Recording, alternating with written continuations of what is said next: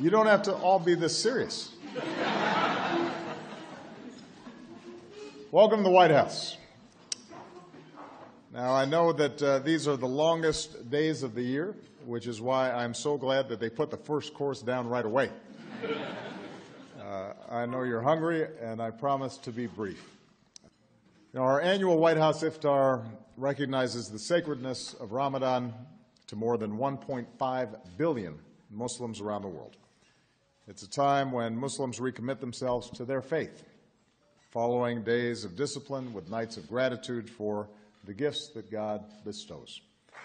When our values are threatened, we come together as one nation. When 3 young Muslim Americans were brutally murdered in Chapel Hill earlier this year, Americans of all faith rallied around that community. And obviously tonight our prayers remain with Charleston and Mother Emanuel Church. As Americans, we insist that nobody should be targeted because of who they are or what they look like, who they love, how they worship. We stand united against these hateful acts. These are the freedoms and the ideals and the values that we uphold. And it's more important than ever because around the world and here at home, there are those who seek to divide us by religion or race or sect.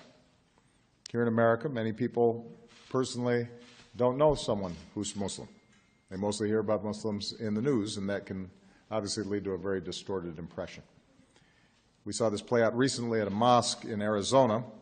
A group of protesters gathered outside with offensive signs against Islam and Muslims. And then the mosque leaders invited them inside to share in the evening prayer.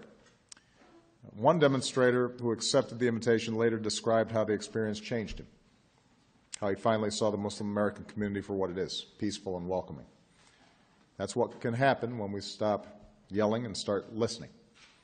That's why it's so important always to lift up the stories and voices of proud Americans who are contributing to our country every day. And we have a lot of inspiring Americans.